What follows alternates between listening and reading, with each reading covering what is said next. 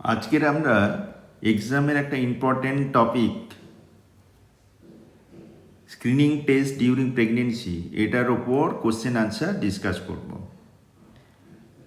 এইটা একটু হলেও লেন্দি হবে থিওরির তুলনায়, কেন কি প্যারালালভাবে আমি এখানে কোশ্চেন এবং থিওরি ডিসকাস করেছি।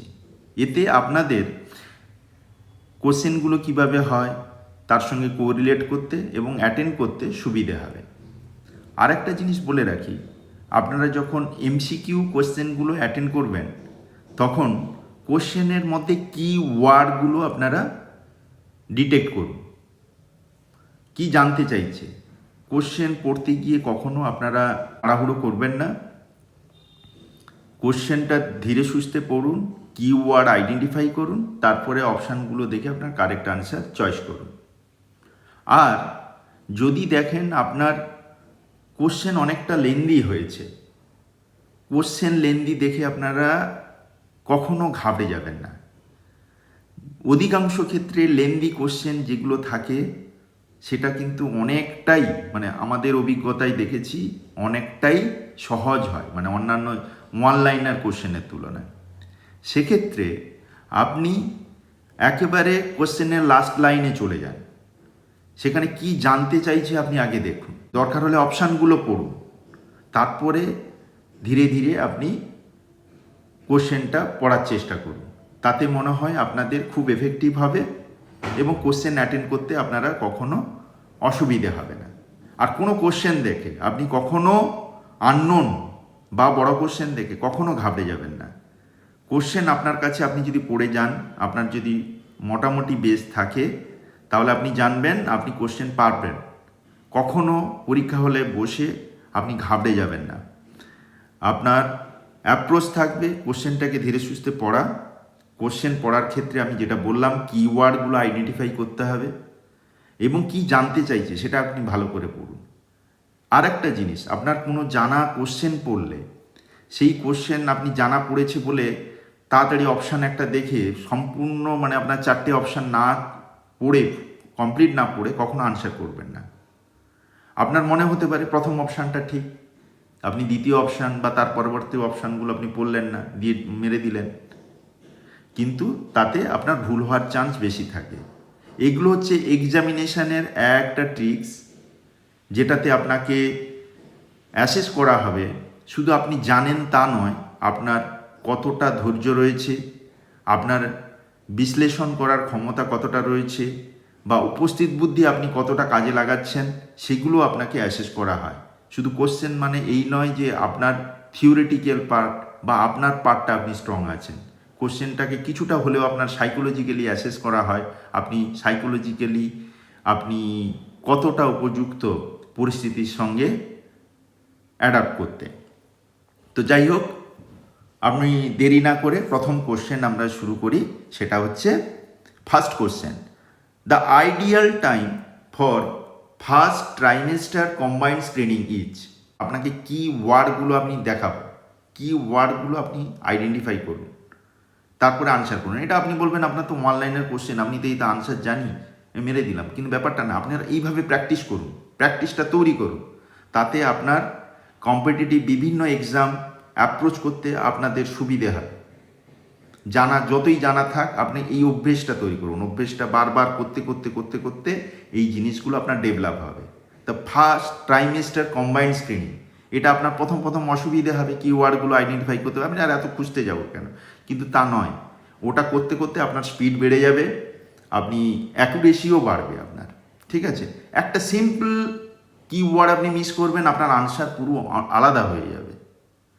অর্থাৎ কিওয়ার্ডগুলো আপনি ঠিকঠাকভাবে আইডেন্টিফাই করুন। তা ফার্স্ট কিওয়ার্ড কি, ফার্স্ট ট্রাইমেস্টারে আর কম্বাইন্ড স্ক্রিনিং।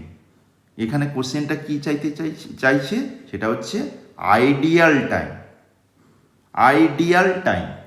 ঠিক আছে, তা আমাদের ফার্স্ট ট্রাইমেস্টার স্বাভাবিকভাবে কোনটা না, ফার্স্ট ট্রাইমেস্টার হচ্ছে ফার্স্ট 12 উইক অফ প্রেগনেন্সিকে আমরা বলা হচ্ছে ফার্স্ট ট্রাইমেস্টার। কিন্তু এখানে দেখুন, এখানে বলা হচ্ছে ideal time for first trimester combined screening. তাহলে আমরা জেনে নিই যে ফার্স্ট ট্রাইমেস্টারে আমরা কি কি স্ক্রিনিং করি। তারপর আমরা কোশ্চেনের আনসারটা আমি দিচ্ছি। না, ফার্স্ট ট্রাইমেস্টারে যে আমরা স্ক্রিনিং করি সেটা হচ্ছে আইডিয়াল। আমাদের যদিও বলা হয় first trimester 12 week of pregnancy পর্যন্ত, ফার্স্ট 12 উইকস অফ প্রেগনেন্সি হচ্ছে ফার্স্ট ট্রাইমেস্টার, কিন্তু আইডিয়ালি ফার্স্ট ট্রাইমেস্টার স্ক্রিনিংটা মোস্ট এফেক্টিভ হবে সেটা হচ্ছে 11 উইকসের পর থেকে, মানে 11 weeks to 13 weeks plus 6 days of gestation পিরিয়ডের মধ্যে যদি আমি টেস্ট করি, তাহলে ফার্স্ট ট্রাইমেস্টার স্ক্রিনিংয়ের অ্যাকুরেসিটা অনেকটা বাড়বে। এর মেন পারপাস আমরা কি কারণে করি? মেন পারপাস হচ্ছে আমাদের chromosomal abnormality, fetal chromosomal abnormality আছে কি না সেটা ডিটেক্ট করার জন্য আমরা এই স্ক্রিনিং করি। তাহলে কি আমরা কি সবাইকে স্ক্রিনিং করব?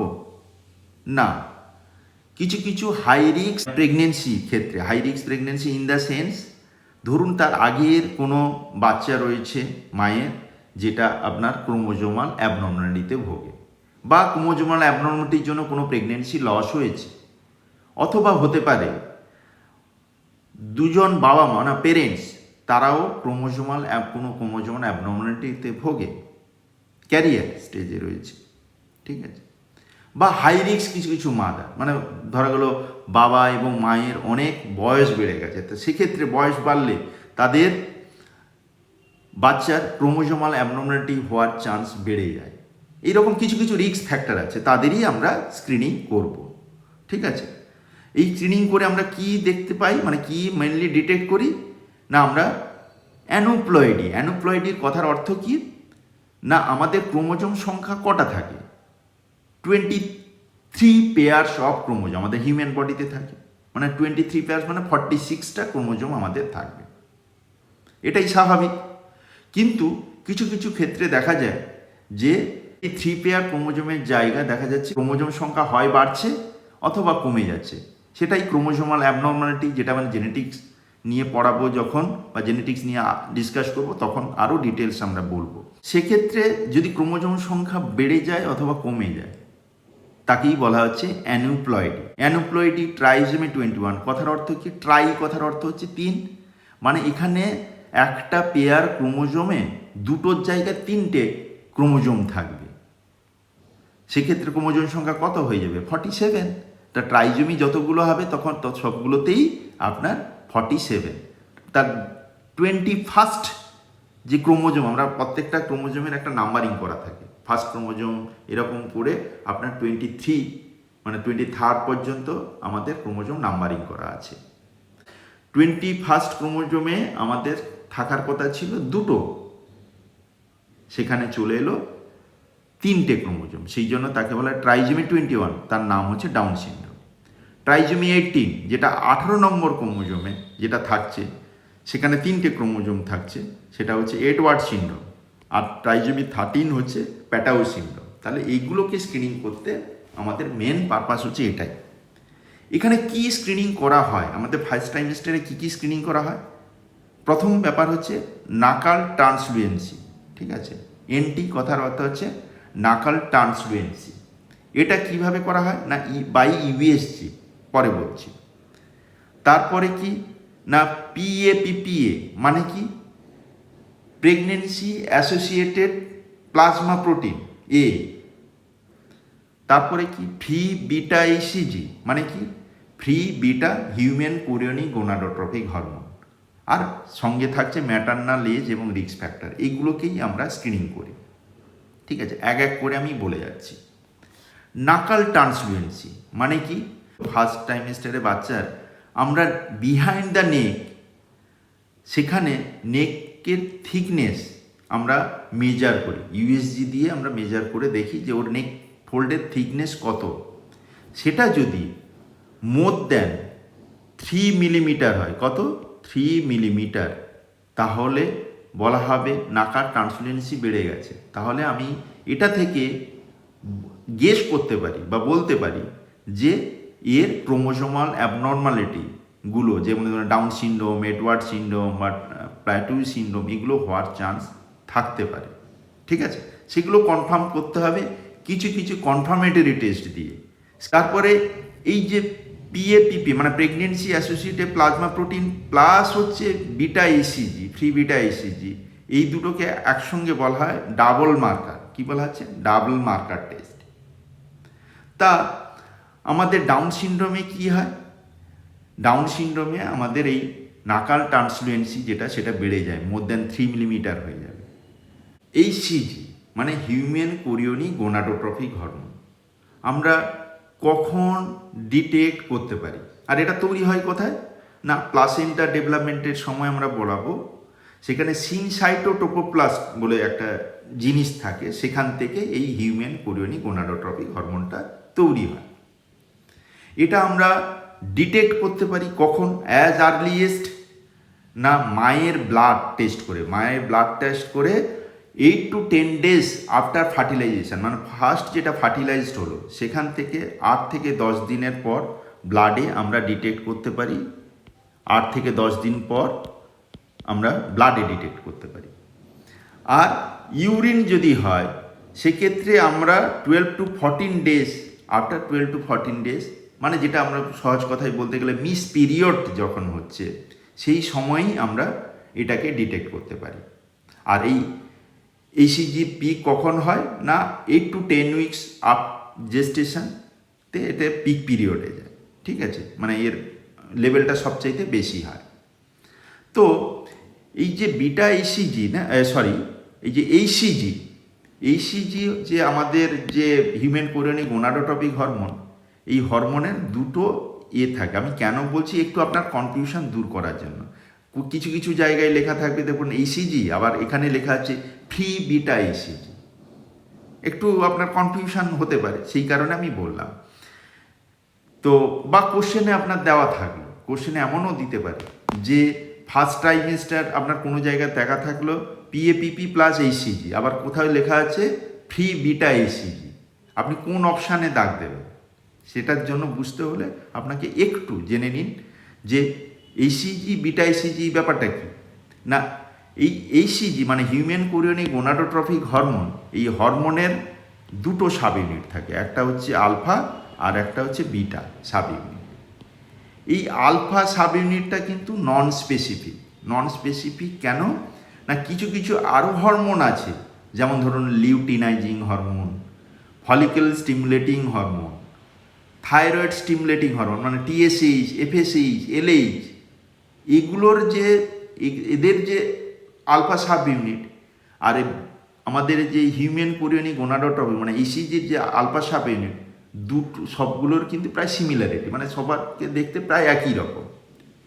কিন্তু এই হিউম্যান কোরিওনিক গোনাডোট্রপিক হরমোনের যেটা বিটা ইউনিট, এটা কিন্তু স্পেসিফিক, এটা এদের অন্য কারোর সঙ্গে মেলে না। ঠিক আছে, এই জন্য এটা হচ্ছে খুব স্পেসিফিক। এনআইপিটি মানে কি? না, নন ইনভেসিভ প্রিনেটাল টেস্টিং। এখানে কি হয়? না, এটা কি করা হয়? এখানে প্রকৃতপক্ষে যেটা করা হয়, একটা বাচ্চা মানে একজন ফিটাস যখন মায়ের শরীরে থাকে, তার জেনেটিক মেটেরিয়ালটা মায়ের ব্লাডে চলে আসে, ফ্রি ডিএনএটা। কিভাবে আসে? না, আমরা ধরেই নেওয়া যায় একটা বাচ্চার মানে ডিউরিং ডেভেলপমেন্টাল পিরিয়ডে কিছু না কিছু আপনার যে আরবিসি বা লিম্ফোসাইট এইগুলো লাইসিস হয়, মানে ভাঙে, সেখান থেকে জেনেটিক মেটেরিয়ালস আপনার রিলিজ হয়।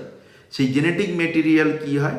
থ্রু প্লাসেন্টাতে আসে, প্লাসেন্টা সার্কুলেশনে, সেখান থেকে মায়ের ব্লাডে মানে মায়ের শরীরে চলে আসে। এই মায়ের ব্লাড থেকে মানে ম্যাটারনাল ব্লাড থেকে আমরা এই ফ্রি প্লাসেন্টাল ডিএনএ বা সেটা প্রকৃতপক্ষে হচ্ছে বাচ্চার ডিএনএ, সেটা টেস্ট করে বলতে পারি, গেস করতে পারি বা ক্রোমোজোমাল অ্যাবনর্মালিটি আছে কিনা। এটার সেন্সিটিভিটি কিন্তু খুব ভালো, মোর দ্যান 98% আপনার এর সেন্সিটিভিটি। এটা স্বাভাবিকভাবে পারফর্ম করা হয় আফটার 10 weeks অফ জেস্টেশন। এবার এই যে যতগুলো বললাম স্ক্রিনিং টেস্ট, এই screening test is a screening test, মানে যে প্রত্যেকটা এনআইপিটি বলুন, ডাবল মার্কার বলুন বা এমটি মানে নাকাল ট্রান্সলুয়েন্সি বলুন, এগুলো প্রত্যেকটা হচ্ছে একটা screening test, not diagnostic test. মানে এগুলো এই টেস্ট করে আপনি বলে দিতে পারেন না আপনার এইটাই আছে। এগুলো হচ্ছে প্রত্যেকটা স্ক্রিনিং টেস্ট। এখান থেকে আমরা হাই রিস্ক রেজাল্ট আমরা গেস করতে পারি এবং সেই অনুযায়ী পেশেন্ট বা পেশেন্ট পার্টিকে আমরা কাউন্সেলিং করব এবং পরবর্তী কোনো টেস্ট আমরা সাজেস্ট করব যেটাতে সে এই যেটা আমরা সাসপেক্ট করছি সেটা কনফার্ম করার জন্য, ঠিক আছে, কনফার্মেটরি টেস্ট আমরা সাজেস্ট করতে পারি। এক্ষেত্রে তাহলে ফার্স্ট ট্রাইমেস্টারে আমাদের কনফার্মেটরি টেস্ট কি না সিভিএস মানে কি কোরিয়নিক ভিলাই স্যাম্পলিং। তাহলে ফার্স্ট ট্রাইমেস্টারে যতগুলো এতক্ষণ বললাম সবগুলো হচ্ছে আপনার স্ক্রিনিং টেস্ট, মানে এখান থেকে আমরা গেস করতে পারবো আছে কি না, কিন্তু কনফার্ম করতে হলে কি করতে হবে কোরিয়নিক ভিলাই স্যাম্পলিং। এটা নিয়ে আমরা পরে বলছি। এটা কখন পারফর্ম করা হয় না 10 to 13 উইকস অফ জেস্টেশন পিরিয়ডে করা হয়, ঠিক আছে। তাহলে আমি সহজ কথায় বলতে পারি কোনো screening test positive means confirmatory নয়, এটা অ্যাবনর্মালিটি আছে আমি কনফার্ম বলতে পারি না। তাকে কনফার্ম করতে হলে আমাদের কিছু কনফার্মেটরি টেস্ট যেমন ফার্স্ট ট্রাইমেস্টারে বললাম কোরিয়নিক ভিলাই স্যাম্পলিং করতে হবে। সেকেন্ড ট্রাইমেস্টারে আমাদের আলোচনা করব যেমন অ্যামনিওসেন্টেসিস, অডোসিন্থেসিস, এগুলোর মাধ্যমে আমরা কনফার্ম করব যে এর জেনেটিক ডিফেক্ট আছে, সেটা কনফার্ম করব। যে ডাউন সিনড্রোমে প্লাসেন্টা থেকে যেটা তৈরি হয় সেই মার্কারগুলো বাড়বে।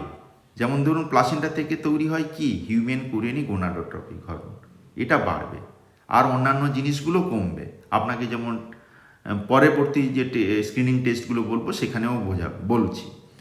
কিন্তু নাকাল ট্রান্সলুসেন্সি সবার ক্ষেত্রে বাড়ে, আপনার ট্রাইজোমি 18, 13, 21 সবার ক্ষেত্রে বাড়বে।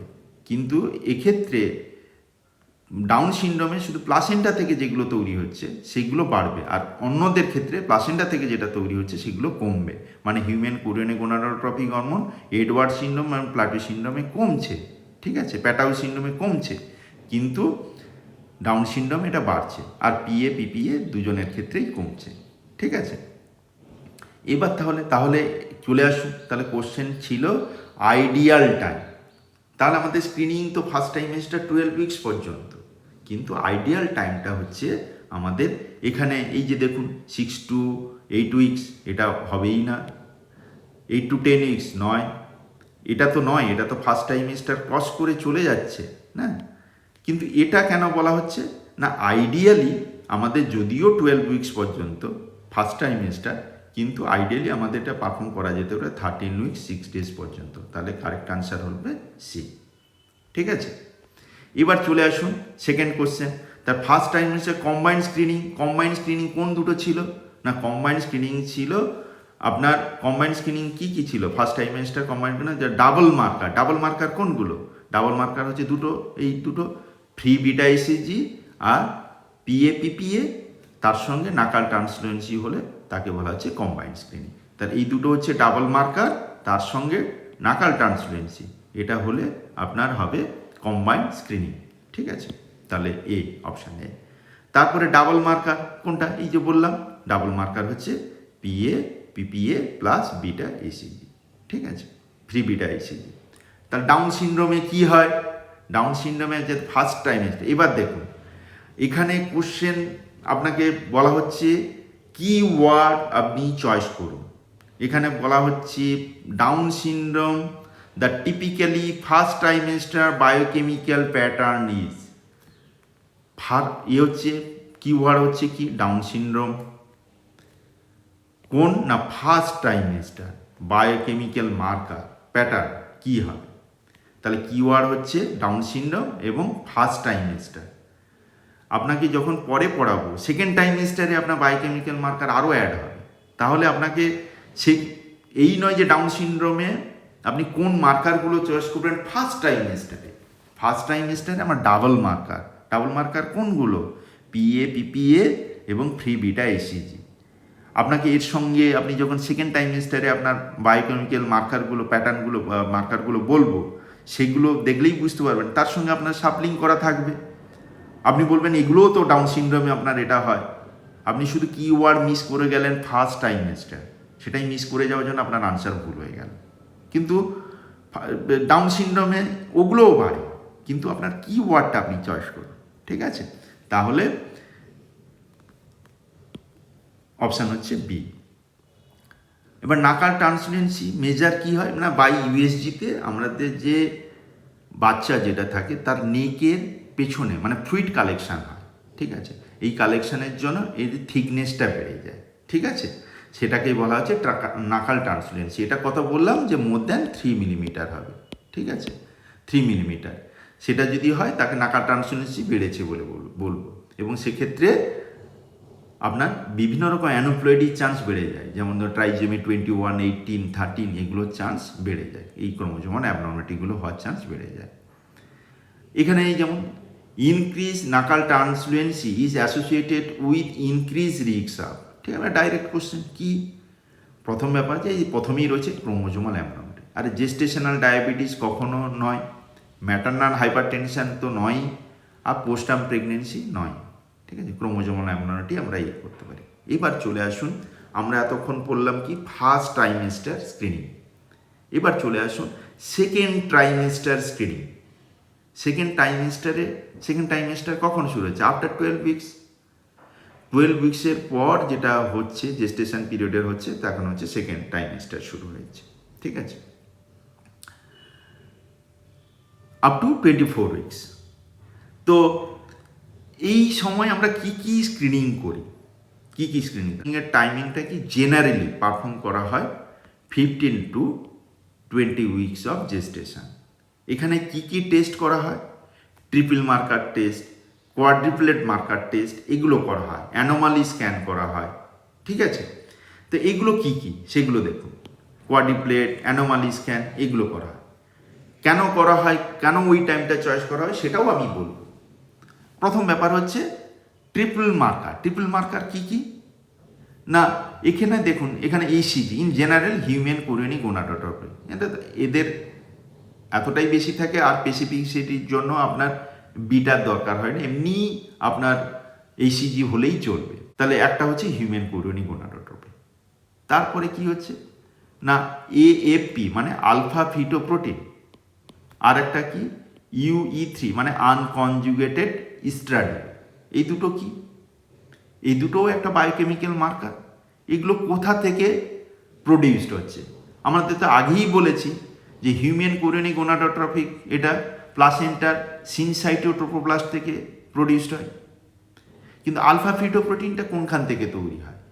আলফা ফিটোপ্রোটিনটা মেনলি ফিটাল লিভার মানে বাচ্চার যে লিভার সেখানেই তৈরি হচ্ছে।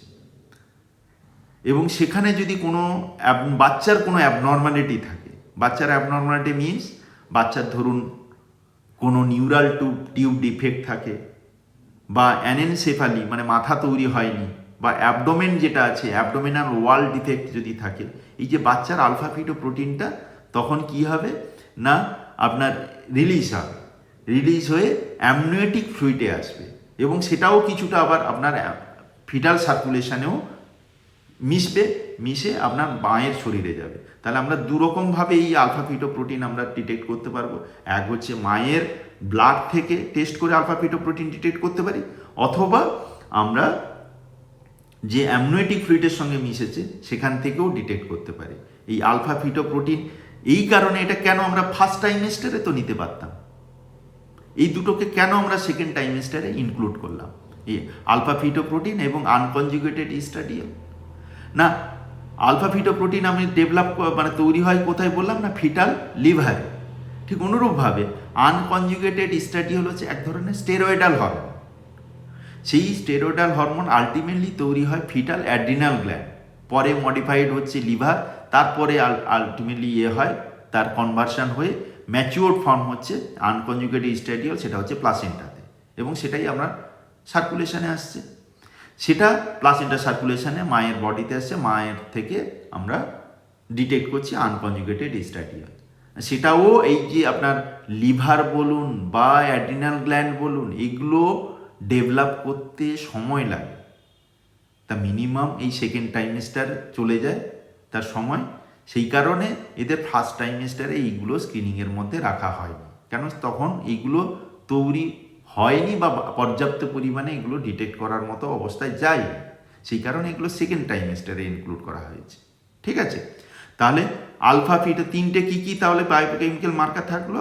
আলফা ফিটোপ্রোটিন, হিউম্যান কোরিয়নিক গোনাডোট্রফি আর আনকনজুগেটেড ইস্টাডিয়াল। এই তিনটেকে বলা হয়েছে ট্রিপল মার্কার। এই তিনটের সঙ্গে যদি আরেকটা যোগ হয়ে যায় সেটা হচ্ছে কি ইনিভিন এ। এই ইনিভিন এ যদি আপনার অ্যাড হয়ে যায় সেটাকে তখন হয়ে যাবে, তাকে বলে কোয়াড্রিপ্লেট। হচ্ছে চারটে, ট্রিপল মানে তিনটে। তাহলে এখানে তিনটে মার্কার হচ্ছে alpha fetoprotein, human chorionic gonadotrophic and hormone, আর তারপরে হচ্ছে আনকনজুগেটেড ইস্টাডিয়াল।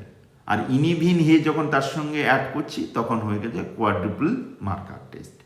ঠিক আছে, এবার আমি আপনাকে আগেই বললাম না, যেগুলো প্লাসেন্টা থেকে তৈরি হচ্ছে সেগুলো ডাউন সিনড্রোমের ক্ষেত্রে বাড়বে, এইটুকু মনে রাখবেন। আর অন্যান্য এডওয়ার্ড সিনড্রোম বা প্যাটাউ সিনড্রোম এগুলোতে কি হবে না, ওই বায়োকেমিক্যাল মার্কারগুলো কমবে। এখন প্রশ্ন হচ্ছে তা প্লাসেন্টা থেকে কোন বায়োকেমিক্যাল মার্কারগুলো তৈরি হচ্ছে? আমরা তো জানি human chorionic gonadotropic hormone placenta syncytiotrophoblast থেকে তৈরি হয়।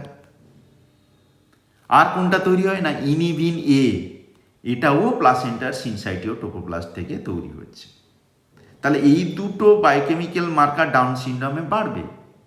বাদবাকি কোনগুলো না, আলফা ফিটোপ্রোটিন এবং আনকনজুগেটেড ইস্টাডিয়াল কোথায় তৈরি হচ্ছে আমি বললাম, এগুলো কিন্তু কমবে। কোন ক্ষেত্রে না, ডাউন সিনড্রোমের ক্ষেত্রে। ঠিক আছে, এগুলো পরে আমি দেখাচ্ছি। তাহলে কোয়াড্রুপল মার্কার, ট্রিপল মার্কার বলা হয়ে গেল, যেটা আমরা সেকেন্ড ট্রাইমেস্টারে করি। কেন করি সেটাও বললাম। তাহলে এবার দেখুন তাহলে কি হবে না, ডাউন সিনড্রোমে আলফা ফিটোপ্রোটিন আপনার ডিক্রিজ করছে। এটা কোথা থেকে? ফিটাল লিভার থেকে তৈরি হয়েছে। আর কোনটা হচ্ছে এই আনকনজুগেটেড ইস্টাডিয়াল, এটা কোথা থেকে মেনলি তৈরি হয়? ফিটাল অ্যাড্রিনাল গ্ল্যান্ড, সেখান থেকে কনভার্সন প্লাসেন্টাতে গিয়ে আপনার কনভার্সন হয়ে আনকনজুগেটেড ইস্টাডিয়াল হচ্ছে, সেটাও ডিক্রিজ করবে। আর প্লাসেন্টা থেকে যেটা তৈরি হচ্ছে এই হিউম্যান কোরিয়নিক গোনাডোট্রপিক হরমোন আর ইনিভিন এ, এই দুটো আপনার ডিক্রিজ করবে। ঠিক আছে, এডওয়ার্ড সিনড্রোমে কী হবে না, আপনার বলছিলাম সবগুলোই ডিক্রিজ করবে। ঠিক আছে, কোনটা? Alpha fetoprotein, human chorionic gonadotropic, unconjugated estradiol সবগুলোই কমবে, কিন্তু ইনিভিন এ খুব একটা আপনার হয় না, খুব একটা ম্যাটার করে না। Matter alpha fetoprotein. Alpha fetoprotein কোথায় তৈরি হয় সেটা বললাম। ফিটোপ্রোটিন যদি বেড়ে যায় হতে পারে কি কি জিনিস আমরা গেস করতে পারি। আমরা বলতেই পারি যে এর ওপেন নিউরাল টিউব ডিফেক্ট, মানে অ্যানেনসেফালি আছে কি না, স্পাইনা বাইফিডা থাকলে থাকতে পারে, মানে স্ক্রিনিং করে আমরা বলতে পারি। কিন্তু কনফার্ম করতে হলে কনফার্মেটরি টেস্ট। অনুরূপভাবে অ্যাবডোমিনাল ওয়াল ডিফেক্ট। আবার যদি মাল্টিপল প্রেগনেন্সি হয় তাহলে বাচ্চার সংখ্যা বাড়লে স্বাভাবিকভাবে আপনার আলফা ফিটোপ্রোটিনের পরিমাণ বাড়বে। আর ইনকারেক্ট জেস্টেশন, অর্থাৎ ইনকারেক্ট জেস্টেশনেও আপনার আলফা ফিটোপ্রোটিনের বাড়বে। ঠিক আছে, মানে লেভেল হতে ইনক্রিজ করতে পারে। আর ডিক্রিজ কোথায় হবে? এই যে বললাম ডাউন সিনড্রোমে ডিক্রিজ করবে। এবার হচ্ছে anomaly scan. Anomaly scan ideally আমরা কখন করছি? অ্যানোমালি স্ক্যান এটাও আপনার screening test, not confirmatory test. ঠিক আছে, অ্যানোমালি স্ক্যানে আমরা কি করতে পারি? অ্যানোমালি স্ক্যান আমরা স্বাভাবিকভাবে করি 18 to 22 উইকস অফ জেস্টেশন পিরিয়ডে আমরা এই টাইমটাতে অ্যানোমালি স্ক্যান করি। কেন? আমরা তো ফার্স্ট ট্রাইমেস্টারেও তো আমরা অ্যানোমালি স্ক্যান করতে পারতাম, আমরা সেকেন্ড ট্রাইমেস্টারে এই টাইমটা কেন বলছি না? প্রধান কারণ হচ্ছে আমাদের অ্যানোমালি স্ক্যান করা হচ্ছে কিসের জন্য? বাচ্চার কোনো মানে ফিটাল কোনো স্ট্রাকচারাল অ্যাবনর্মালিটি আছে কিনা, brain, spine, face, heart, abdomen, kidney, limb, এগুলোর কোনো অ্যাবনর্মালিটি আছে কিনা ডিটেক্ট করার জন্য আমরা অ্যানোমালি স্ক্যান করি। সঙ্গে কি তার সঙ্গেও আমরা placental location, amniotic fluid, fetal growth এগুলো আমরা অ্যাসেস করি। কিন্তু মেন ব্যাপারটা, মেন উদ্দেশ্যটা কী থাকে অ্যানোমালি স্ক্যানে? না, ফিটাল স্ট্রাকচারাল অ্যাবনর্মালিটি ডিটেক্ট করা। এতগুলো যে স্ট্রাকচার বললাম না, এই স্ট্রাকচারগুলোর মধ্যে লাস্ট অর্গান যেটা ডেভেলপ করে সেটা হচ্ছে কিডনি। সেটা প্রায় সময় নিয়ে নেয়, যে এই যে কিডনিটা ডেভেলপ করতে প্রায় আপনার 20 উইকস অ্যাপ্রক্স সময় লেগে যায়। এই কারণে আপনার অ্যানোমালি স্ক্যান যেটা করাবে তা সেগুলো তো আমি তো কিডনি বাদ দিয়ে তো আর অন্যান্য অর্গ্যানগুলো ঠিক আছে আমি কমেন্টস করতে পারবো না, কিডনিটাকেও আমার ডিটেক্ট করতে হবে। সেই কারণে আমরা লাস্ট পর্যন্ত কিডনিটা লাস্ট ডেভেলপ হয় প্রায় ওই রকম আপনার অ্যারাউন্ড 20 উইকস ধরে নিতে পারেন। সেই কারণে এর অ্যানোমালি স্ক্যানটা 18 to 20 উইকস করা হয়। এই জন্য এটার আর এক নাম হচ্ছে মিড ট্রাইমেস্টার অ্যানোমালি স্ক্যান। আর পরে তো আমরা তো বুঝবোই, আমরা দেরি করবো কেন, অ্যানোমালি স্ক্যান করে যদি দেখি যে বাচ্চার অ্যাবনর্মালিটি আছে অ্যাজ আর্লিয়েস্ট আমরা ডিটেক্ট করব এবং সেটা যদি থাকে সেই অনুযায়ী আমরা স্টেপ নেব। অ্যাজ আর্লিয়েস্ট আমরা ডিটেক্ট করতে পারবো 18 to 20 উইকস। ঠিক আছে, এবার হচ্ছে অ্যামনিওসেন্টেসিস। অ্যামনিওসেন্টেসিস কি সেটা নিয়ে আমি ডিটেলস পরে বলছি।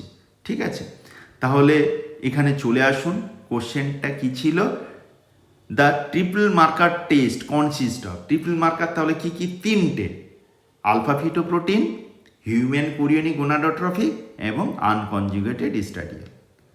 এটা হচ্ছে এই যে ডাবল মার্কার, এটা তো হচ্ছে ডাবল মার্কার, এটা হচ্ছে এটা কম্বাইন্ড টেস্ট, এটা ফার্স্ট টাইমেস্টারে করা হয়। এটা এখানে আলফা ফিটোপ্রোটিন, হিউম্যান কোরিয়নিক গোনাডোট্রফিক, ইনিভিন এ হচ্ছে আপনার কোয়াড্রিপ্লেক্স টেস্টেরই একটা পার্ট, যেটার সঙ্গে ট্রিপল মার্কারের সঙ্গে ইনিভিন এ যখন কম্বাইন করা হচ্ছে তখন হচ্ছে কোয়াড্রিপল টেস্ট। অতএব এটা ইনিভিন এটাও নয়, এই অপশানটাও নয়। আর এখানে দেখুন এইগুলো প্রোজেস্টেরন, এটাও নয়। তাহলে কারেক্ট আনসার কী হবে, বি, আলফা ফিটোপ্রোটিন, এইচসিজি এবং আনকনজুগেটেড স্ট্যাডিয়াল। ঠিক আছে, এবার চলে আসুন next question. Which marker is added to the triple test to form quadruple test? Quadruple test করতে হলে কোনটায়, ইনিভিন এ। ঠিক আছে, এবার triple marker pattern in Down syndrome. Down সিনড্রোমে কী হবে, কোন মার্কারগুলো বাড়বে কোনগুলো কমবে, আমি সহজভাবে মনে রাখার জন্য বলেছিলাম প্লাসেন্টা থেকে যে মার্কারগুলো তৈরি হচ্ছে, কোনটা, হিউম্যান কোরিয়নিক গোনাডোট্রফিক এবং ইনিভিন এ, যেটা প্লাসেন্টার সিনসাইটিও ট্রোপোপ্লাস্ট থেকে তৈরি হচ্ছে, এগুলোর লেভেল বাড়বে, বাদ বাকিগুলো কমবে। তাহলে কোয়াড্রিপ্লেন মার্কারগুলো কি কি না, আমার প্রথম কোয়াড্রিপ্লেন মার্কার হচ্ছে ইনিভি এ এবং হিউম্যান কোরিয়নিক গোনাডোট্রফিক, যেটা বাড়বে। আর দুটো কোনগুলো না, আনকনজুগেটেড স্ট্যাডিয়াল এবং আলফা ফিটোপ্রোটিন, এই দুটো কমবে। তাহলে অপশান কোনটা হবে না, বি। ঠিক আছে, এবার হচ্ছে increase maternal serum alpha fetoprotein is most strongly associated with. Alpha fetoprotein যদি মায়ের সিরামে বেড়ে যায় তাহলে কোনটা প্রবাবিলিটি বাড়তে পারে? ঠিক আছে, ডাউন সিনড্রোমে কি হয়, আলফা ফিটোপ্রোটিন ডিক্রিজ করে। ওপেন নিউরাল টিউব ডিফেক্টে আলফা ফিটোপ্রোটিনের পরিমাণ বাড়ে। টার্নার সিনড্রোম, হাইড্রাটিফন মোল, এগুলোতে কী হবে, টার্নার সিনড্রোম, এগুলো পরে বলবো, এগুলোতে খুব একটা হয় না, আলফা ফিটোপ্রোটিন আপনার কিছু এফেক্টেড হবে না। তাহলে আমাদের অপশান হবে বি, ওপেন নিউরাল টিউব ডিফেক্টে বা আপনার স্পাইনা বাইফিডা যেটা বলা হয়, অ্যানেনসেফালি, এগুলোতে কী হবে না, আলফা ফিটোপ্রোটিনের পরিমাণ বাড়বে। সঙ্গে বাচ্চার যদি অ্যাবডোমিনাল ওয়াল ডিফেক্ট যদি থাকে, মাল্টিপল প্রেগনেন্সি যদি থাকে, বা আপনি যে জেস্টেশনাল এজ ক্যালকুলেট করেছেন, রংলি ক্যালকুলেট করেছেন, কম ধরে ক্যালকুলেট করেছেন, সেক্ষেত্রে আলফা ফিটোপ্রোটিনের পরিমাণ বাড়বে। ঠিক আছে, which of the following may cause the elevated maternal serum alpha fetoprotein, সেই একই, অ্যানেনসেফালি। ঠিক আছে, ডাউন সিনড্রোমে কমবে, এগুলোতে কমবে, ট্রাইজমিতেও কমবে, কমপ্লিট হাইড্রাটিফন মোলে এগুলো কোনো এফেক্টিভ নয়। আর্লিয়েস্ট স্ট্রাকচারাল অ্যাবনর্মালিটি যেটা আমরা ইউএসজি করে ডিটেক্ট করতে পারি সেটা হচ্ছে অ্যানেনসেফালি। ঠিক, এনআইপিটি কথার অর্থ কি না, বলেছিলাম নন ইনভেসিভ প্রিনেটাল টেস্টিং। সেটা কি জিনিস আমি বলেছিলাম, এই যে বাচ্চার যে কিছু পরিমাণে হলেও তো হিমোলাইসিস হচ্ছে, ডাব্লিউবিসি আরবিসি এগুলো ভাঙছে, তার থেকে জেনেটিক মেটেরিয়ালসগুলো রিলিজ হয়ে ম্যাটার্নাল সার্কুলেশনে আসছে, সেই ম্যাটার্নাল ব্লাড টেস্ট করে, তাহলে এটা টেস্ট কি, একটা নন ইনভেসিভ টেস্ট, যেটা মায়ের ব্লাড থেকে টেস্ট করে ডিএনএ মেটেরিয়ালসগুলোকে টেস্ট করে আমার ক্রোমোজোমাল কোনো অ্যাবনর্মালিটি আছে কিনা ডিটেক্ট করি, সেটাই হচ্ছে এনআইপিটি বা নন ইনভেসিভ প্রিনেটাল টেস্টিং। ঠিক আছে, এটাই করা হয় এবং এর সেন্সিটিভিটি 98%, মানে বেশ ভালোই কিন্তু এটা। ঠিক আছে, এটা করে আমরা, এটাও একটা screening test, not confirmatory test. এটা দিয়ে আমরা বলতে পারি এটা থাকতে পারে, তাই কনফার্ম করতে হলে কনফার্মেটরি টেস্ট করতে হবে। এনআইপিটি কখন করা হবে জেনারেলি? এনআইপিটি কোন টাইমেস্টারে screening test? First trimester screening test. তাহলে 10 উইকস অনওয়ার্ডস আমরা এটাকে করতে পারি, ঠিক আছে? 10 উইকস। আইডিয়াল টাইম কোনটা বলেছিলাম? আইডিয়াল টাইম ফার্স্ট টাইমেস্টারের স্ক্রিনিংয়ের আইডিয়াল টাইম কোনটা বলা হয়েছিল? বলা হয়েছিল 11 weeks to 13 weeks plus 6 days বলা হয়েছিল আপনার first trimester screening time, ideal time. তাহলে এটা ফার্স্ট টাইমেস্টার, এখানে আইডিয়ালি তোরা 11 উইক্সের কাছাকাছি 10 উইক্স থেকে আমরা এটা করতে পারি। এনআইপিটি সম্বন্ধে কোন স্টেটমেন্টটা correct? Which statement regarding NIPT is correct? Correct কোনটা? না, এটা ইনভ্যাসিভ ডায়াগনস্টিক প্রসিডিওর। এটা প্রথম হচ্ছে নন ইনভ্যাসিভ টেস্ট, যেটা ম্যাটারনাল ব্লাড থেকে টেস্ট করা হয়। এটা একটা screening test, not diagnostic test. এটা তাহলে ভুল। এটা নন ইনভেসিভ স্ক্রিনিং টেস্ট, ঠিক আছে? এটা দিয়ে আমরা কি বলে, আমরা ক্রোমোজোমাল অ্যাবনর্মালিটি আছে কি না এটা আমরা স্ক্রিন করতে পারি, নট ডায়াগনস্টিক। এটা ডেফিনেটলি ডায়াগনোসড অল কনজেনিটাল অ্যানোমালিটি নয়, মোটেও না, ঠিক আছে? এটা কোনখান থেকে? অ্যামনিওটিক ফ্লুইড স্যাম্পলিং থেকে করা হয় না, এটা করা হয় মায়ের ব্লাড টেস্ট করে, মানে মায়ের সিরাম টেস্ট করে এটা আমরা ডিটেক্ট করতে পারি, ঠিক আছে? A high risk NIPT result should generally be followed by, কী করো? যদি ধরুন একটা এনআইপিটি টেস্ট করলেন, আপনার রেজাল্ট পজিটিভ এলো, মানে আপনার দেখাচ্ছে জেনেটিক টেস্ট করে দেখলেন ক্রোমোজোমাল অ্যাবনর্মালিটি থাকতে পারে, তাহলে কি এটা তো কনফার্মেটরি নয়? আপনি কি বলবেন? তাহলে তখন আপনার করণীয় কি? কি আপনি কোনো টেস্ট করবেন না? মোটেও নয়। ইমিডিয়েট টার্মিনেশন অফ প্রেগনেন্সি কেন করব? সেটা তো কনফার্মেটরি নয়, এটা নাও হতে পারে। আমি স্ক্রিন করে তো হতে পারে, প্রবাবিলিটিটা বলছি। তাহলে আমি কনফার্ম নয় যেহেতু, অত টার্মিনেশন অফ প্রেগনেন্সি করব না। রিপিট প্রেগনেন্সি টেস্ট মোটেও নয়। আর কেন? তা আমি এনআইপিটি করছি প্রেগনেন্সি কনফার্ম করার পর, তারপরে তো করছি রে বাবা, আবার প্রেগনেন্সি টেস্ট আমি কেন করব? এটা কি করব না, পেশেন্ট পার্টিকে অ্যাপ্রোপ্রিয়েট কাউন্সিলিং করাবো যে আপনার এই ডিফেক্ট থাকতে পারে, আপনি কনফার্ম করুন একটা কনফার্মেটরি টেস্টিং করে, ঠিক আছে? এটাই হবে অপশান সি কারেক্ট আনসার। তারপরে কি না, which of the following is a diagnostic prenatal testing. এখানে কি কি টেস্ট দেওয়া আছে দেখুন। নাকাল ট্রান্সলুয়েন্সি, এটা হচ্ছে একটা স্ক্রিনিং টেস্ট, যেটা 3 মিলিমিটারের বেশি যদি থাকে তাহলে আমি বলবো যে এর অ্যানোপ্লয়েডির চান্স বেড়ে যাবে। ডাবল মার্কার কোনটা? যেটাও আপনার বায়োকেমিক্যাল মার্কার, যেটা ফার্স্ট টাইমেস্টারে করা হয়, প্রেগনেন্সি অ্যাসোসিয়েটেড প্রোটিন প্লাস হচ্ছে free beta ACG, double marker, এটাও একটা স্ক্রিনিং টেস্ট। এনআইপিটি মানে কি? নন ইনভেসিভ প্রিনেটাল টেস্টিং, যেটা ফিটাল ডিএনএটাকে আমরা ম্যাটারনাল সিরাম থেকে ডিটেক্ট করছি, এটাও একটা screening test. Korean egg villi হচ্ছে স্যাম্পলিং, হচ্ছে আপনার একটা diagnostic test, not screening test, ঠিক আছে? তাহলে আপনাকে এইরকম যদি কোশ্চেন দেয়, আপনার কোশ্চেন দিল ধরুন which of the following is the diagnostic prenatal testing, আপনাকে বললো which of the following is যে first trimester prenatal diagnostic prenatal testing, তাহলে আপনার কিওয়ার্ড ডায়াগনস্টিক টেস্ট প্লাস হচ্ছে টাইমও বলে দিল ফার্স্ট ট্রাইমেস্টার। ফার্স্ট ট্রাইমেস্টারে কোরিয়ান এগ ভিলাই স্যাম্পলিং হচ্ছে আপনার ডায়াগনস্টিক টেস্ট। যদি এটা সেকেন্ড ট্রাইমেস্টারে চলে যায়, সেকেন্ড ট্রাইমেস্টারে তখন আপনার অ্যামনিওসিনথেসিস অ্যাড হবে, সঙ্গে আপনার পডোসিনথেসিস, এগুলো অ্যাড হবে, ঠিক আছে? তাহলে এই কিওয়ার্ডগুলো আপনি ডিটেক্ট করবেন কোনটা বলছে। শুধু ডায়াগনোসিস, এখানে দুটো অপশান দিয়ে দিতে পারে, আপনার অ্যামনিওসিনথেসিসও আপনার ডায়াগনস্টিক টেস্ট, কিন্তু এটা সেকেন্ড টাইমেস্টারে করা হয়, ঠিক আছে? তাহলে টাইমিংও যদি দেওয়া থাকে সেটাও আপনি খেয়াল করবেন। এবার কোরিয়ান এগ ভিলাই স্যাম্পলিং নিয়ে আমি একটু কিছু বলে নিই। এটা আইডিয়ালি কখন করা হয় না, ফার্স্ট ট্রাইমেস্টার ডায়াগনস্টিক টেস্ট, এটা করা হচ্ছে, এটা ইনভ্যাসিভ প্রসিডিওর। যতগুলো ডায়াগনস্টিক টেস্ট আছে সবগুলোই ইনভ্যাসিভ প্রসিডিওর। যেহেতু কোরিয়ান এগ ভিলাই স্যাম্পলিং এটা ফার্স্ট ট্রাইমেস্টার স্ক্রিনিং করা হয়, এইখানে 10 to 13 উইকস অফ জেস্টেশনে আমরা এই কোরিয়ান এগ ভিলাই স্যাম্পলিং করা হয়। এটা কোথা থেকে না, আমরা ইনভ্যাসিবলে ইউএসজি গাইডেড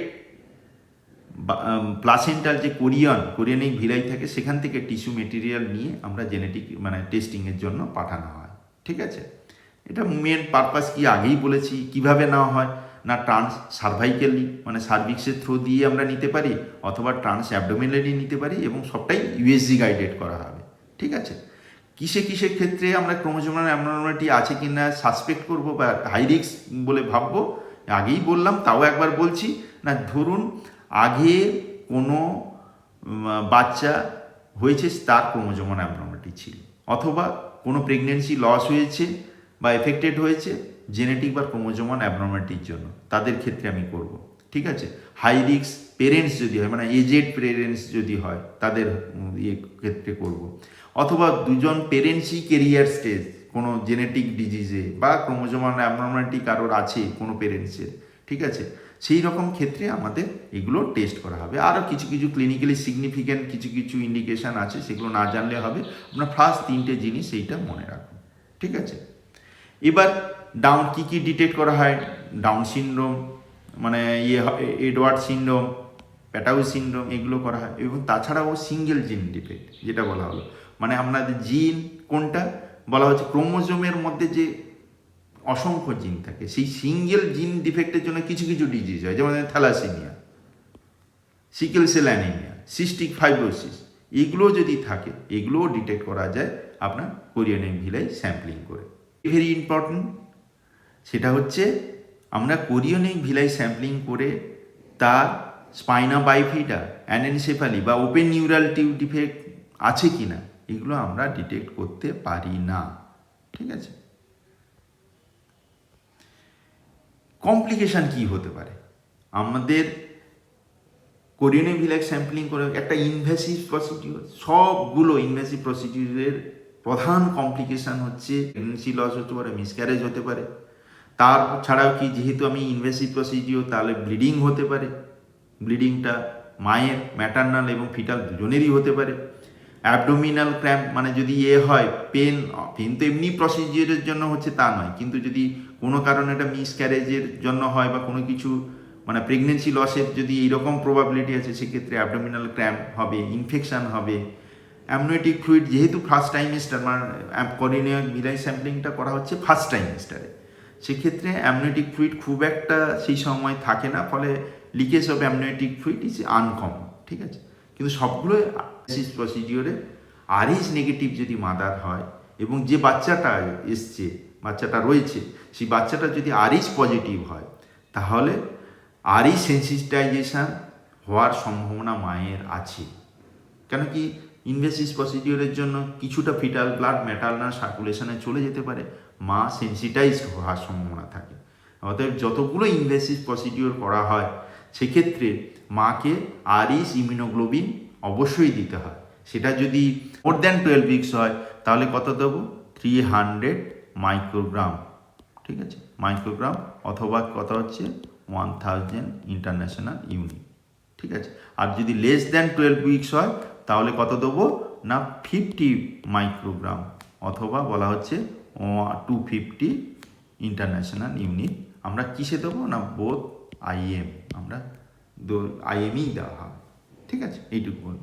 এবার নার্সিং স্টাফ হিসেবে আপনার কি করণীয় কি?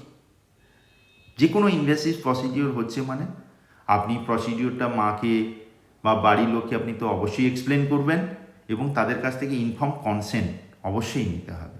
ঠিক আছে, তারপরে কি না, তার জেস্টেশনাল এজ একটা ভাইটাল জিনিস। আপনি যে জিনিসটা করছেন তার সঙ্গে জেস্টেশনাল এজ কোরিলেট করবেন। Gestational age, maternal blood group, কেন বললাম আরএইচ নেগেটিভ আছে কি না সেটা ডিটেক্ট করুন, আরএইচ স্ট্যাটাস, এগুলো দেখব। ঠিক আছে, তারপরে কি, যদি আপনি যে ইনস্টিটিউটে কাজ করেন, তাতে ইনস্টিটিউশনাল যে প্রোটোকল, সেটাকে আপনাকে ফলো করতে হবে। এবার আফটার প্রসিজিওর হয়ে গেল, প্রসিজিওরের পর আপনাকে কিছু জিনিস মাকেও বলে দিতে হবে, আপনাকেও খেয়াল রাখতে হবে সেগুলো হচ্ছে কিনা। ইমিডিয়েটলি কি দেখবো না, ব্লিডিং বেশি হচ্ছে কিনা, ফ্লুইড লিকেজ হচ্ছে কিনা, অ্যাবডোমিনাল পেন আছে কিনা, ফিভার আছে কিনা, এগুলো দেখব। আর কোন ক্ষেত্রে বলবো যে আপনাকে অবশ্যই হসপিটালে আসতে হবে, যদি দেখেন যে আপনার সিভিয়ার পেন হচ্ছে, লিকেজ খুব বেশি হচ্ছে, বা ব্লিডিং বেশি হচ্ছে, এই সব ক্ষেত্রে আপনাকে বলতে হবে ইমিডিয়েটলি হসপিটালাইজড হতে। আর আরএইচ নেগেটিভ মা যদি থাকে, তাকে যেটা বললাম এই ডোজে আপনাকে ইমিউনোগ্লোবিন আইরিশ ইমিউনোগ্লোবিন দিতে হবে। এই এক্সাম পয়েন্ট আমি জিস্ট লিখে রেখেছি। এটা কি না কোরিনিয়া ভিলেজ স্যাম্পলিং, এটা হচ্ছে একটা diagnostic step, not screening test. টাইমিংটা কখন? ফার্স্ট ট্রাইমেস্টার এ করা হয় একটা টেস্ট, এটা হচ্ছে 10 to 13 উইকস করা হয়। কোন স্যাম্পল নেওয়া হয়, কিভাবে করা হয়, কোন রুটে করা হয়, কিসের জন্য করা হয়, সবগুলো হয়। কিন্তু এখানে মেজর কমপ্লিকেশানটা কি না প্রেগনেন্সি লস, এটা হচ্ছে মেজর অনেক কমপ্লিকেশান থাকে, তার মধ্যে মেজর কমপ্লিকেশান হচ্ছে প্রেগনেন্সি লস হতে পারে। ঠিক আছে। আর মাকে যদি আনসেন্সিটাইজ, যদি আরএসি নেগেটিভ আনসেন্সিটাইজ থাকে, তাহলে সেক্ষেত্রে আপনার কি করতে হবে, ইমিউনোগ্লোবিন অবশ্যই দিতে হবে, আরএসি ইমিউনোগ্লোবিন। এবার চলে আসুন, chorionic villus sampling commonly perform during, কখন? টাইম বললাম 10 to 13 উইকস। ঠিক আছে, হলো। Chorionic villus sampling is primary use for diagnosis, কিসের জন্য? আর ক্রোমোজোমাল অ্যাবনর্মালিটি এবং সার্টেন জেনেটিক ডিসঅর্ডার আছে কিনা সেটার জন্য। নট ডায়াবেটিস কেন হবে, হাইপারটেনশন কেন হবে, প্লাসেন্টা প্রিভিয়া কেন?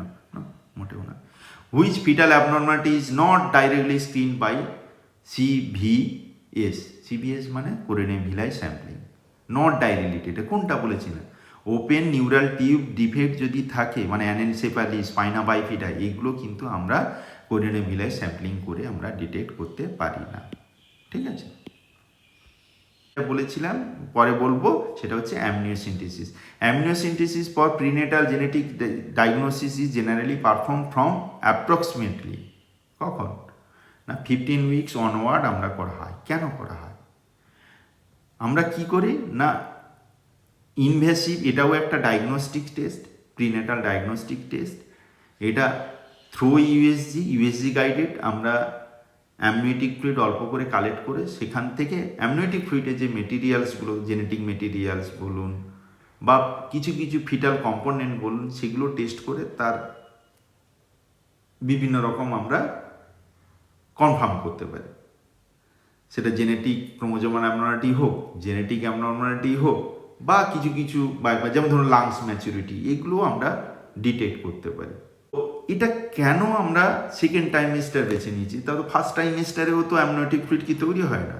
হ্যাঁ, তৈরি হয় তো, কিন্তু ফার্স্ট ট্রাইমেস্টারে আমাদের যে অ্যামনিওটিক ফ্লুইড তৈরি হয় সেটা যথেষ্ট কম থাকে, অনেকটা কম পরিমাণে থাকে। আমাদের মোটামুটি 15, যখন প্রথমের দিকে ধরুন 10 উইকস বা ধরুন 12 উইকস পর্যন্তও যদি ধরেন ফার্স্ট ট্রাইমেস্টারে, তখন অ্যাপ্রক্সিমেটলি 50 ml মতো আপনার অ্যামনিওটিক ফ্লুইড থাকে। এতটাই কম, সেটা ইজি গাইডেড অ্যাসপিরেট করা বা ওই অ্যাসপিরেট করতে গিয়ে বাচ্চার কোনো স্ট্রাকচারের আঘাত লাগার সম্ভাবনা খুব বেশি থাকে, ফলে এটা ফার্স্ট ট্রাইমেস্টারে এটা অ্যাপ্রোপ্রিয়েটভাবে ধরা হয় না। সেকেন্ড ট্রাইমেস্টারে মোটামুটি 15 উইকসের পর এর ভলিউমটা কিছুটা বেড়ে যায়, 175 ml মতো প্রায় হয়ে যায়। ঠিক আছে, সেই কারণে ওই সেকেন্ড ট্রাইমেস্টারটাকেই আমরা চয়েস করি। আর তার আগে যদি করতে যাই তাহলে মেনলি ইনজুরি হয় লিম্সগুলোতে, তাতে কি হয়, ক্লাব ফুড এগুলো হওয়ার সম্ভাবনা থাকতে পারে, সময় প্রেগনেন্সি লস হওয়ার সম্ভাবনাও খুব বেশি থাকে। ঠিক আছে, ওই জন্য অ্যামনিওটিক মেনলি যেটা হচ্ছে অ্যামনিওসিন্থেসিস, এই কারণে আমরা 15 উইকসের পরেই আমরা করি। ঠিক আছে, এটা একটা ইনভেসিভ ডায়াগনস্টিক টেস্ট। ঠিক আছে, যার মধ্যে ফিটাল বিভিন্ন সেলগুলো চলে আসে, সেটাই টেস্ট করে আমরা করি। এখানে কি কি ডিটেক্ট করতে পারি? ক্রোমোজোমাল অ্যাবনর্মালিটি অবশ্যই, সিঙ্গেল জিন ডিফেক্ট অবশ্যই করতে পারি, ওপেন স্পাইনাল আছে কিনা এক্ষেত্রে, যেমন কোরিনিয়া ভিলেজ স্যাম্পলিংয়ে আমি কিন্তু নিউরাল টিউব ডিফেক্ট আছে কিনা, ওপেন নিউরাল টিউব ডিফেক্ট আছে কিনা আমরা ডিটেক্ট করতে পারি। কিন্তু আমরা অ্যামনিওসেন্টেসিসে করতে পারবো। কেন কি, ওই যদি ওপেন নিউরাল টিউব ডিফেক্ট থাকে, যেহেতু ওটা ওপেন রয়েছে, সেখানে এসে আপনার অ্যাবডোমিনাল ওয়াল ডিফেক্ট থাকুক, নিউরাল টিউব ডিফেক্ট থাকুক, সেই ডিফেক্টিভ পোর্শন থেকে আলফা ফিটোপ্রোটিনগুলো অ্যামনিওটিক ফ্লুইডে আসবে এবং অ্যামনিওটিক ফ্লুইড টেস্ট করে আমরা ওতে ডিটেক্ট করতে পারবো যে নর্মাল রেঞ্জের তুলনায় কতটা বেশি আছে বা বেশি থাকলে কি হতে পারে। ঠিক আছে, এছাড়াও যদি ধরুন আলফা ফিটোপ্রোটিন, আরও স্পেসিফিক হচ্ছে acetyl choline esterase, alpha fetoprotein তৈরি হয় ফিটাল লিভার থেকে, কিন্তু অ্যাসিটাইল কোলিন এস্টারেজ এটা তৈরি হচ্ছে কোথায়? নিউরাল টিস্যু থাকে, সেই নিউরাল টিস্যু থেকে তৈরি হয়। তাহলে স্পেসিফিকটা কোনটা? যে নিউরাল টিস্যু থেকে যেটা তৈরি হচ্ছে অ্যাসিটাইল কোলিনেস্টারেজ। যদি কারোর যদি অ্যামনিওটিক ফ্লুইডে আলফা ফিটোপ্রোটিনের পরিমাণ বেড়ে যায়, সেখান থেকে আমি ডাইরেক্টলি বলতে পারবো না যে আমরা নিউরাল টিউব ডিফেক্ট আছে, তার সঙ্গে অন্যান্য ডিফেক্টও আমি হলেও হতে পারে। এর স্পেসিফিসিটি বেড়ে যাবে কখন না, যদি অ্যাসিটাইল কোলিন এস্টারেজের পরিমাণ অ্যামনিওটিক ফ্লুইডের বেড়ে যায়, তখন কিন্তু বলবো যে আপনার নিউরাল টিউব ডিফেক্টের হওয়ার সম্ভাবনা বেশি, কেন এটা মোর স্পেসিফিক। ঠিক আছে। এবং হাই রিস্ক প্যারেন্টাল স্ক্রিনিংয়ের ক্ষেত্রে যাদের হাই রিস্ক তাদের ক্ষেত্রে অ্যামনিওসিন্থেসিস করা হয়। এছাড়াও অ্যামনিওসিন্থেসিস করে আমরা ওই লাংস ম্যাচুরিটি কতটা কি রয়েছে সেটাও আমরা বলতে পারি। ঠিক আছে। সেখানে কি না আমাদের লেসিথিন আর স্পিঙ্গোমাইলিন যেটা থাকে, লেসিথিন এবং স্পিঙ্গোমাইলিন এই দুটোর রেশিও যদি দেখা যায় 2:1 তুলনায় বেশি হয়, তাহলে বলবো লাংস ম্যাচিওর হয়েছে। ঠিক আছে।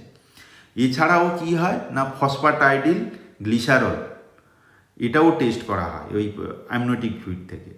এটা হচ্ছে মোর স্পেসিফিক, কেন কি ডায়াবেটিক যদি মা হয়, ডায়াবেটিক মা হলে লেসিথিন স্পিঙ্গোমাইলিন লেস স্পেসিফিক বলা যায়, কিন্তু মোস্ট স্পেসিফিক হবে সেক্ষেত্রে ফসফাটাইডিল গ্লিসারল। নার্সিং পার্সোনাল হিসেবে আপনার কি করা উচিত না, আপনাকে বলতে হবে যেহেতু এটা ইনভেসিভ প্রসিডিওর, ব্লাডার প্রিপারেশন ভালো করতে হবে না, তাকে ইউরিন এমপি করে আসতে বলতে হবে প্রসিডিওর করার জন্য। ঠিক আছে। আর তো কনসেন্ট নেবেন, ব্লাড গ্রুপ দেখবেন, জেস্টেশনাল এজ অবশ্যই দেখবেন। ঠিক আছে। আফটার প্রসিডিওরে কী কী করবেন, যা করিয়ে নিয়ে ভিলেজ স্যাম্পলিংয়ে যা করেছিলেন তাই করবেন। আর এই হিমোগ্লোবিন দেবেন কি দেবেন না সেটারও ব্যাপারটা করবে। ঠিক আছে। এক্ষেত্রে কমপ্লিকেশান কি হবে না, কমপ্লিকেশান সেই একই, আপনার প্রেগনেন্সি লস হচ্ছে প্রধান বা মিসক্যারেজ হতে পারে, আর বাদবাকি প্রায় সমান। আপনার যেগুলো কোরিনিয়া ভিলেজ স্যাম্পলিংয়ে যা যা কমপ্লিকেশান হয় সেই সেম কমপ্লিকেশান আপনার অ্যামনিওসিন্থেসিসে হতে পারে। কোরিনিয়া ভিলেজ স্যাম্পলিং বা অ্যামনিওসিন্থেসিস এর মধ্যে ডিফারেন্স কি? এটা হচ্ছে ফার্স্ট ট্রাইমেস্টার ডায়াগনস্টিক টেস্ট, আর অ্যামনিওসিন্থেসিস হচ্ছে সেকেন্ড ট্রাইমেস্টার ডায়াগনস্টিক টেস্ট। এটা করা হয় 10 to 13 উইকস থেকে, এটা করা হয় 15 উইকসে অনওয়ার্ডস। এখানে স্যাম্পলটা কি না কোরিনিয়া ভিলাই, এখানে কি অ্যামনিওটিক ফ্লুইড, এখানে কি ওপেন নিউরাল টিউব ডিফেক্ট এখানে কিন্তু ডিটেক্ট করা যায় না কোরিনিয়া ভিলাই স্যাম্পলিং। কিন্তু অ্যামনিওসিন্থেসিসে ওপেন নিউরাল টিউব ডিফেক্ট আছে কি না বলতে পারবো, কেন কি যদি আলফা ফিটোপ্রোটিনের পরিমাণ বেড়ে যায়। এবং সেক্ষেত্রে আরও স্পেসিফিসিটি বাড়ার জন্য অ্যাসিটাইল কোলিন এস্টারেজ যেটা থাকে সেটাও টেস্ট করা হয়। এটা হচ্ছে nerve specific, nerve tissue specific, সেই জন্য এটা অ্যাসিটাইল কোলিন এস্টারেজ এগুলো আরও স্পেসিফিসিটি বেড়ে যায়। Which of the following diagnostic rather than screening procedure, কোন টেস্টগুলো আপনার diagnostic procedure not screening? Triple marker কি? এটা স্ক্রিনিং প্রসিডিওর। কোয়াড্রিপল মার্কার কি? Screening procedure. এনআইপিটি কি? এটাও স্ক্রিনিং প্রসিডিওর। কিন্তু অ্যামনিওসিন্থেসিস হচ্ছে একটা ডায়াগনস্টিক প্রসিডিওর। এবার আসুন, percutaneous umbilical blood sampling is also known as, মানে কি আমি পার অ্যাবডোমিনালি বাচ্চার আম্বিলিকাল ভেন থেকে যে ব্লাড কালেক্ট করা হয় সেই প্রসিডিউরের আর এক নাম কি? তার এক নাম হচ্ছে কর্ডোসিনথেসিস। এটা কি না পারকিউটেনিয়াস আম্বিলিকাল ব্লাড স্যাম্পলিং, এটা ইনভেসিভ প্রসিডিউর। এটা করা হয় 18 উইকস অনওয়ার্ড। কোনখান থেকে স্যাম্পল কালেক্ট করা হয় না আম্বিলিকাল ভেন থেকে নেওয়া হয়। Umbilical near to the placenta, বাচ্চার দিকে নয়, যাতে বাচ্চার ইনজুরি না হয়। ঠিক আছে। সবসময় USG guided, continuous USG guided নেওয়া হয়। মেন পারপাসটা কি না বাচ্চার কোনো অ্যানিমিয়া আছে কি না, কোনো ইনফেকশান আছে কি না, কোনো ব্লাড ডিসঅর্ডার আছে কি না, এছাড়াও ক্রোমোজোমাল অ্যাবনর্মালিটি ডিটেক্ট করার ক্ষেত্রে কর্ডোসিনথেসিস করা হয়। এছাড়াও এই কর্ডোসিনথেসিসের মধ্যে ব্লাড ট্রান্সফিউশন করা হয় যদি ফিটাল সিভিয়ার অ্যানিমিয়া থাকে। প্রধান কমপ্লিকেশান কি? একটা ভেন থেকে ব্লাড নেওয়া হচ্ছে, তার মানে ব্লিডিং হওয়ার চান্স থাকে। সেই ব্লিডিংটা কার হবে? ফিটাল ব্লিডিং হবে। কর্ড হেমাটোমা হতে পারে, ব্লিডিং হয়ে বাচ্চার ব্র্যাডিকার্ডিয়া ইনফেকশান এবং বাচ্চার লসও হতে পারে, প্রিটার্ম লেবারও স্টার্ট হয়ে যেতে পারে। সবগুলো ইনভেসিভ প্রসিডিওরে আমি বলেছিলাম RH নেগেটিভ মাদার কিনা দেখতে হবে, যদি থাকে সেই অনুযায়ী আপনাকে ইমিউনোগ্লোবিন RH ইমিউনোগ্লোবিন দিতে হবে। ঠিক আছে। ইউবিএস মানে পারকিউটেনিয়াস আম্বিলিকাল ব্লাড স্যাম্পলিং, কখন blood is usually obtain from কোথা থেকে নেওয়া হয়, আম্বিলিকাল ভেন থেকে। Fetal anomaly scan is usually perform at, কখন অ্যানোমালি স্ক্যান আপনি পারফর্ম করবেন, বললাম 18 থেকে 22 উইকস অফ জেস্টেশন, এই সময়টাতেই আমরা কি করব না অ্যানোমালি স্ক্যান করব। কেন কি আমরা অ্যানোমালি স্ক্যান করি বাচ্চার স্ট্রাকচারাল অ্যাবনর্মালিটি আছে কি না সেটা ডিটেক্ট করার জন্য। এবং সবচাইতে লাস্ট অর্গান যেটা ডেভেলপ করে সেটা হচ্ছে কিডনি, সেটা অ্যাপ্রক্সিমেটলি প্রায় 20 সপ্তাহ মতো সময় লাগে যায়, 20 উইকস পর্যন্ত। ওই কারণে আপনার 18 to 20 উইকস আমরা টাইম সিলেক্ট করি বাচ্চার অ্যানোমালি স্ক্যান করার জন্য। Routine screening for gestational diabetes is commonly perform at, কখন পারফর্ম করা হয় জেস্টেশনাল ডায়াবেটিস না 24 থেকে 28 উইকস। কেন করে জেস্টেশনাল ডায়াবেটিস যেটা বলা হয় সেটা ওই 24 উইকসের পর ইনসুলিন রেজিস্ট্যান্সগুলো বেড়ে যায়, ইনসুলিন হরমোনটা ঠিকঠাকভাবে কাজ করতে পারে না, তার জন্য ওই প্লাসেন্টা থেকে কিছু কিছু হরমোন হয় যেটা ওই ইনসুলিন রেজিস্ট্যান্সটাকে বাড়িয়ে দেয়, সেই কারণে ডায়াবেটিস হয়। সেটা হয় 24 উইকসের পর বেশি হয়। ওই জন্য এই জেস্টেশনাল ডায়াবেটিস আছে কিনা সেটা স্ক্রিনিং করার জন্য আমরা 24 থেকে 28 উইকসের মধ্যেই আমরা স্ক্রিনিং করি। কি স্ক্রিনিং করা হয়, কি করা হয় যখন জিডিএম নিয়ে আমি বলবো সেখানে আমরা ডিসকাস করব। তারপরে কোশ্চেন আসছে কি না which maternal infection is routinely screen for during antenatal care, antenatal routinely করা হয়। র্যাবিস তো নয়, ডেঙ্গু নয়, ম্যালেরিয়াও নয়, এইচআইভি সবার করা হয়। হোয়াট ইজ অপ্ট ইন আর what is opt out in investigation বা স্ক্রিনিং। অপ্ট ইন হচ্ছে আপনি কাউন্সিলিং করালেন, পেশেন্ট রাজি হলো, সে কনসেন্ট দিল, তারপরে যে সেই টেস্ট করাচ্ছে তাকে বলা হচ্ছে অপ্ট ইন। যেমন এই যে বিভিন্ন রকম যে স্ক্রিনিং টেস্ট এগুলো যেগুলো বললাম সেগুলো হচ্ছে অপ্ট ইন। কিন্তু এইচআইভি টেস্ট আমরা যে প্রেগনেন্সি পিরিয়ডে করি এটা হচ্ছে অপ্ট আউট। কেন না আমি এটা রুটিনলি করিয়ে যাব, যদি পেশেন্ট বলে আমি করাবো না তখন আমি তাকে অ্যাভয়েড করব বা করাবো না, ঠিক আছে। তাহলে unless patient refuse, this test is done routinely unless the patient refuses, মানে পেশেন্ট যতক্ষণ না বলছে আমি করাবো না ততক্ষণ আমি করিয়ে যাবো রুটিনলি, সেটাকে বলা হচ্ছে অপ্ট আউট প্রসিজিওর। সেই কারণে বলা হচ্ছে এখানে দিয়েছেন অপ্ট ইন, অবশ্যই হ্যাঁ বলতে হবে, ইনফর্ম কনসেন্ট নিতে হবে, আর এখানে যখনই না বলছে তাহলে আমি অ্যাভয়েড করে যাব, ঠিক আছে। Opt in and opt out ব্যাপারটা জানলেন কি ব্যাপার। তারপরে চলে আসুন which of the following is the best interpretation of A positive prenatal screening test. যদি পজিটিভ স্ক্রিনিং টেস্ট একটা করলেন সেটা পজিটিভ হয়, তাহলে আপনি কি করবেন, আপনার করণীয় কি। তাহলে ওই যে বললাম আপনি কি করবেন, ফিটা ডেফিনেটলি হ্যাজ ডিসঅর্ডার, এটা ডেফিনেটিভ, স্ক্রিনিং টেস্ট তো কোনো ডেফিনেট নয়, এটাতে আপনার কনফার্ম করতে হলে কনফার্মেটরি টেস্ট করে কনফার্ম করবেন, তাহলে এটা not definitely. Pregnancy must be terminated, মোটেও নয়, এখনও কনফার্ম করা হয়নি বাচ্চা জেনেটিক ডিসঅর্ডার আছে কি না বা ক্রোমোজোমাল অ্যাবনর্মালিটি আছে কি না। আমি এই রেজাল্টকে ইগনোর করব, মোটেও নয়। তাহলে কি করব না এস্টিমেটেড রিস্ক ইজ ইনক্রিজ, আমাদের বললাম যে এটা স্ক্রিনিং টেস্ট করে বললাম যে আমি যেটা ভাবছি করছিলাম সেই রিস্কটা বাড়ছে, এবং সেটা ফার্দার ইভ্যালুয়েশনের জন্য আমরা ডায়াগনস্টিক টেস্ট প্রয়োজন হবে, সেটাই আমি বলবো পেশেন্ট পার্টিকে বলবো, সেভাবে কাউন্সিলিং করব এবং ফার্দার ডায়াগনস্টিক টেস্টের জন্য আমরা প্রিপেয়ার হব, ঠিক আছে। তাহলে option C. The most important nursing action before gestational age dependent prenatal screening. কি বলেছে এখানে keyword age, gestational age dependent prenatal screening test. Administer antibiotic নয়, ভেরিফাই অ্যাকুরেট জেস্টেশনাল এজ, এটাই হচ্ছে অ্যাকুরেট, মানে এজ ডিপেন্ডেন্ট আমরা যে gestational age dependent prenatal screening হচ্ছে সেক্ষেত্রে আমরা জেস্টেশনাল এজটাকে আমরা ভেরিফাই করব, ঠিক আছে। ফাস্টিং রাখা এইগুলো না, মোস্ট অ্যাপ্রোপ্রিয়েট হবে এইটা, এই জন্য বলছে মোস্ট অ্যাপ্রোপ্রিয়েট। এইগুলো আপনার প্রত্যেকটা পার্সিয়ালি কারেক্ট, কিন্তু মোস্ট অ্যাপ্রোপ্রিয়েট হচ্ছে এইটা, verify accurate gestational age. Which is the most appropriate nursing intervention after an abnormal prenatal screening result. সেই একই কোশ্চেন প্রায় বলতে পারেন। দ্য কনফার্ম ডায়াগনোসিস নয়, অ্যাভয়েড রেজাল্ট নয়, ইনফর্মেন্ট দ্যাট ফিটাস আর ডেফিনেটলি হ্যাজ অ্যাবনর্মালিটি, মোটেও নয়। এটা কি হবে, প্রোভাইড ইমোশনাল সাপোর্ট, পেশেন্টকে দিতে হবে, কাউন্সিলিং করাতে হবে এবং facilitate further evaluation. Which statement correctly differentiate prenatal screening from diagnostic test. Prenatal screening হচ্ছে আমাকে স্ক্রিনিং থেকে বলবো যে এটা হতে পারে,